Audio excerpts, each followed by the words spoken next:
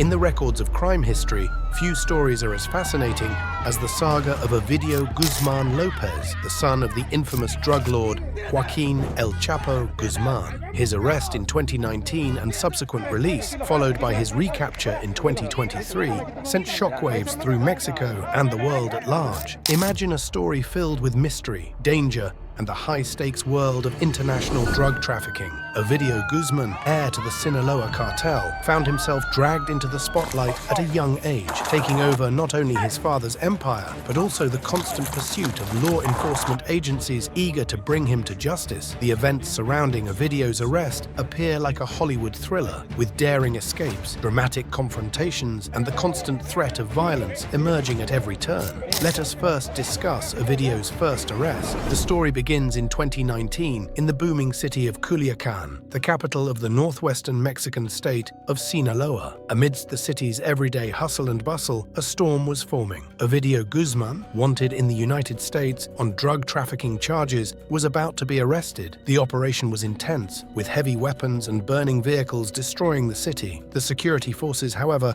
were not prepared for the strong resistance they would face after arresting him. Heavily armed drug cartel fighters surrounded the security forces, leading to a decision that would shock the world. Ovidio Guzmán was released to prevent further violence. Picture this: streets filled with chaos, the sounds of gunfire echoing through the air, and civilians running in fear.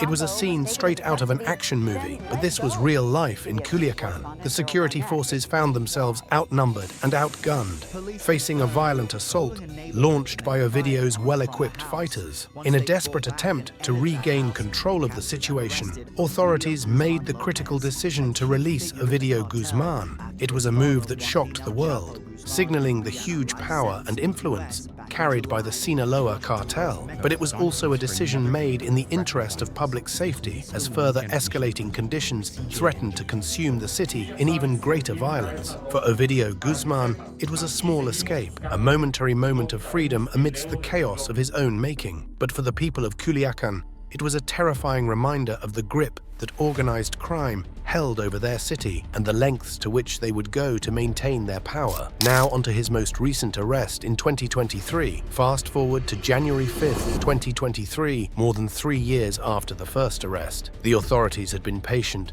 waiting for the right moment to strike again and capture Ovidio Guzmán. This time, their efforts paid off. Ovidio Guzmán was taken into custody and swiftly flown to Mexico City, but the arrest was anything but smooth. It broke out into a violent clash that left a trail of destruction in its wake. At least 29 people lost their lives during the operation, with 10 soldiers and 19 suspects among the casualties. The city collapsed into chaos as furious gang members retaliated, setting up roadblocks, torching dozens of vehicles, and even attacking planes at a local airport. The streets became a battleground, with gunfire echoing through the night and innocent pedestrians caught in the crossfire. It was a scene of complete destruction, with law enforcement fighting to keep things under control within the chaos that Ovidio's arrest had unleashed. But amidst the violence and destruction, the authorities succeeded in their mission. Ovidio Guzmán, once untouchable, was finally in custody,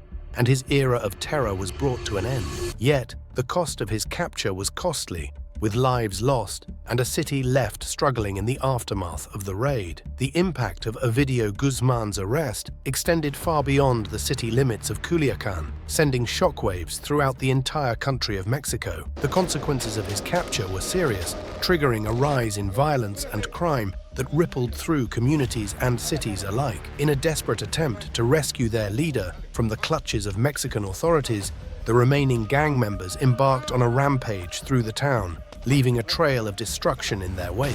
They set buses on fire, attempting to block roads and prevent the arrest of El Chapo's son. The streets became a war zone, with gunfire ringing out and civilians hiding in fear. But the most terrible blow was yet to come, as helicopters belonging to the Mexican army hovered above, raining down bullets on anything that moved. Ovidio Guzmán's once grand estate became a target for destruction. The continuous stream of gunfire tore through ceilings, ripped doors from their hinges, and shattered bulletproof windows, leaving the property in ruins. During the fierce gunfight, it took 10 hours of non-stop shooting for the military to fully subdue the El Raton sicarios. In the aftermath of the shooting, let Jesus Maria be in a state that she won't be able to recover from anytime soon. The aftermath, 10 hours of intense battle between the Sinaloa cartel members and the Mexican military, left behind an unrecognizable version of Ovidio's home and the town.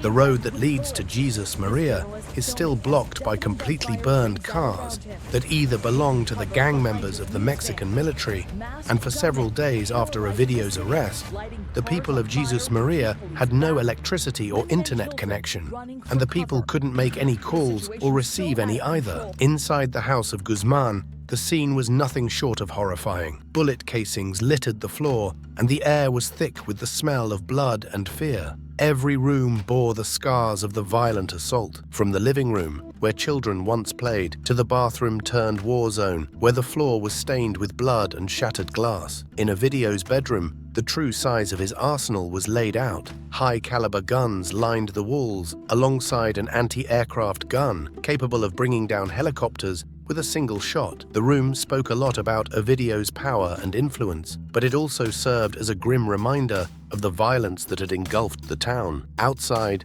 the garage resembled a scene from a war movie, with luxury cars riddled with bullet holes and grenade bombs littering the garden. The once peaceful neighborhood now resembles a battleground, with burnt-out cars blocking the roads and heavily armed soldiers patrolling the streets. Also, some of the houses of the locals have their walls chipped open because the bullets fired from the helicopter not only affected Ovidio's house, but also the ceilings of the homes of some locals. Many of the residents of Jesus Maria were traumatized by the shootout. In the days that followed, Jesus Maria remained on edge, its residents traumatized by the violence that had shattered their community, with heavily guarded checkpoints at every entrance and military patrols roaming the streets. Fear hung in the air like a suffocating fog. As rumors swirled about the fate of Ovidio's family and the future of the town, one thing was clear: the events of that fateful day had left an indelible mark on Jesus Maria. The scars of the battle would take years to heal, if they ever did, and the people would never forget the darkest day in their history. When Ovidio was arrested, rival cartels engaged in a chaotic struggle for dominance to fill the power vacuum he left behind. With one of the most significant figures in the Sinaloa cartel now out of the picture, competing groups fought for dominance, leading to an escalation in drug-related violence across Mexico. The streets became battlegrounds as cartel members fought for territory and influence, leaving innocent civilians caught in the crossfire. The town of Jesus Maria, Ovidio Guzmán's birthplace and childhood home, felt the effects of his arrest particularly deeply. Once a peaceful community where neighbors knew each other by name, Jesus Maria transformed into a place of fear and uncertainty. The residents lived in constant fear, never knowing when violence would break out on their streets or when they might become collateral damage in the ongoing turf wars between rival cartels. Residents were left more scared than safe. The death toll from the battle is said to be 29 of 10 Mexican military personnel and 19 gang members. The residents say the actual death toll may never be uncovered. In addition, all of these local residents also mentioned that more than 100 people are missing, including kids and teenagers, to this day. Until next time.